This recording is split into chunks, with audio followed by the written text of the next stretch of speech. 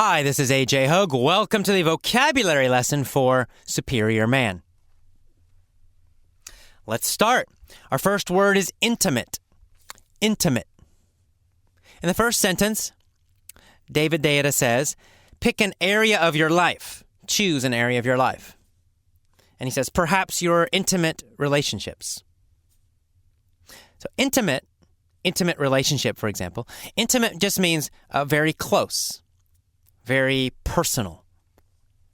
So your intimate relationships are your closest relationships. You know, your husband or wife, boyfriend, girlfriend, mother, father, daughter, son, those kind of relationships. Very close. Maybe your very closest friends. Those are your intimate relationships, your very close relationships. Sometimes if someone says your intimate relationship, no S, relationship, then they're usually talking about someone you're dating or you're married to. So they're talking about your husband or wife, boyfriend or girlfriend.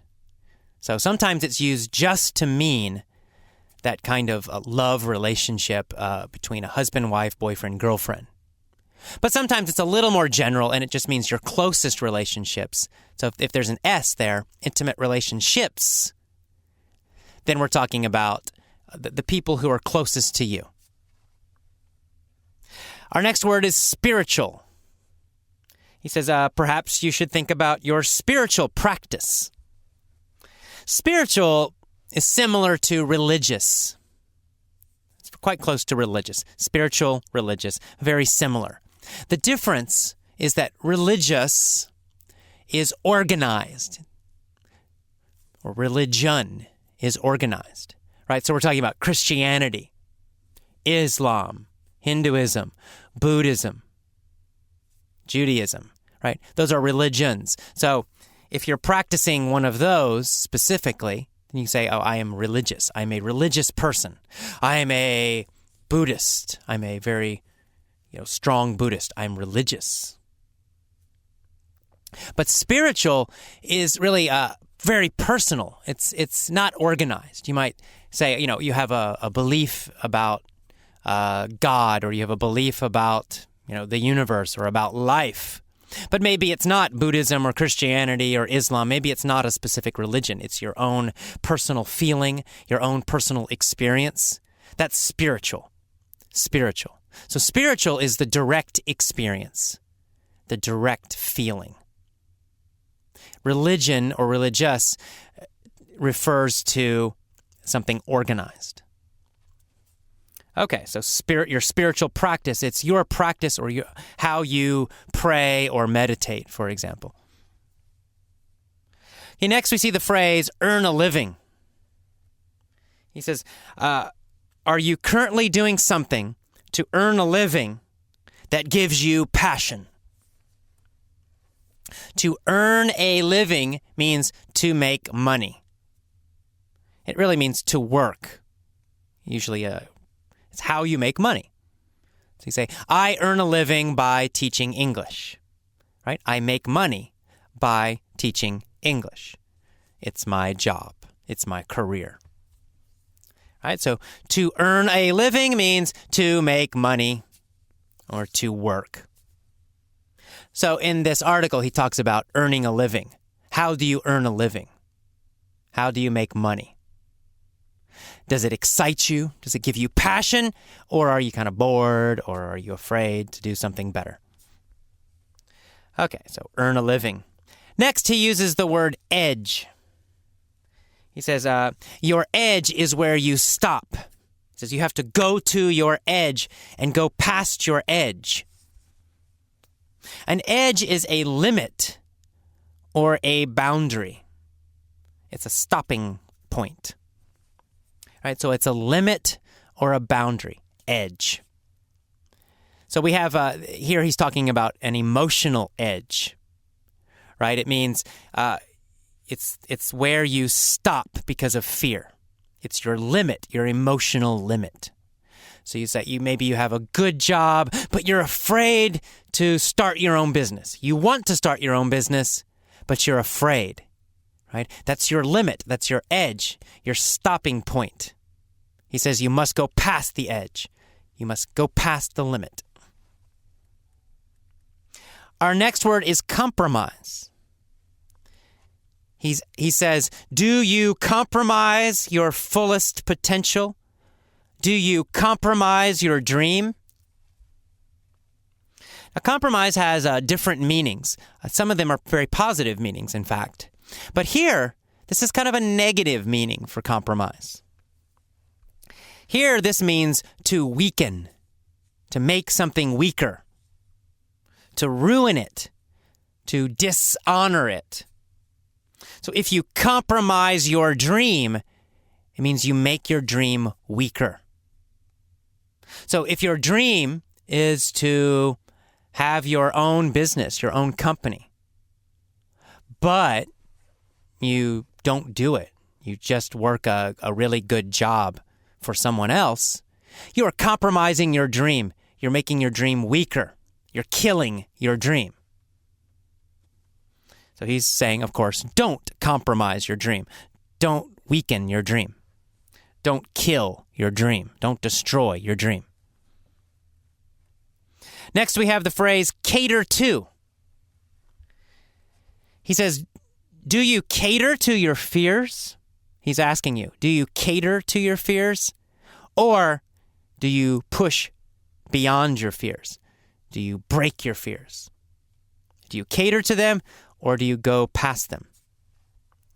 To cater to something is to help it, to give help to it. It means to spoil it, like you spoil a child, right? You have a little child, and you give them candy and money all the time. What happens? The child becomes horrible, right? So it's this idea. If you cater to your fear, it means you give energy to your fear. You help your fear. You're spoiling your fear like a child. It becomes stronger and stronger and stronger. So that's to cater to. Cater to. Cater to something. If you cater to something, you're helping it or you're trying to help it. You're giving it energy. Okay, our next word is delude or deluded. Here we're using it as a verb. He asks, have you deluded yourself? Have you deluded yourself and said, I am not afraid? Are you deluding yourself? To delude means to lie to. So if you delude yourself, it means you lie to yourself. You're fooling yourself. You're tricking yourself. So it's this idea of tricking, fooling, lying to. To delude. To delude is to lie to trick, to fool, to delude, to delude. Our next word is accompany. Accompany. He asks, are you afraid of the change that might accompany a change in career? Okay, to accompany means to go with, to join with, to appear with. So he's saying, are you afraid of the change in your life that will come with or go with the change in your career? They go together, right? If you change your career, then your life will also change. Your whole life will change. Those two changes go together. They accompany each other. They go with each other. So accompany means to go with, to happen at the same time, to be joined together with. All right, so happen with, go with, accompany, accompany. All right, next is the phrase approach their edge, approach your edge, approach the edge. He says, some men fear the feeling of fear that happens when they approach their edge. So he's saying some men are afraid of fear. They're afraid of fear itself. And they're afraid of the fear that happens when they get close to their limit, when they get close to their edge. Right? If you're comfortable, you're relaxed doing the same thing every day, you won't feel fear. But if you approach your limit, if you try to go to your limit or past your limit, doing something new, changing, that's when the fear happens. That's when it comes. When you approach your edge, when you get near. To approach means to get near, right? To go near something, go towards it, get near it. So if you get near your limit, your current limit, if you get near your fear now, well, that fear gets stronger, stronger, stronger. But, eventually you go past it, the fear disappears. But it's when you're getting close to changing, that's when the fear happens, when you approach your edge. Next is the word inspirational. He's saying when you live your dreams, you have inspirational energy. Inspirational here means creative energy, inspirational energy. It means hopeful energy, positive energy. So inspirational means positive, creative, hopeful, all those ideas together. It's really all of those things at the same time. Inspirational energy. Inspirational energy, hopeful, creative, positive energy. And finally, we have the phrase hanging back. He asks, are you hanging back? Are you working hard, but you're not challenging yourself? Are you working hard, but you're not trying to live your biggest dream? Are you hanging back? To hang back means to wait. It means to delay. It means to hesitate. So to hang back is to hesitate.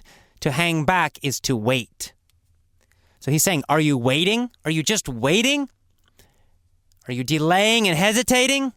Or are you really taking action? Are you really trying to live your dream? Are you taking action? Are you doing it? Or are you waiting? Are you hanging back? Are you hanging back, waiting?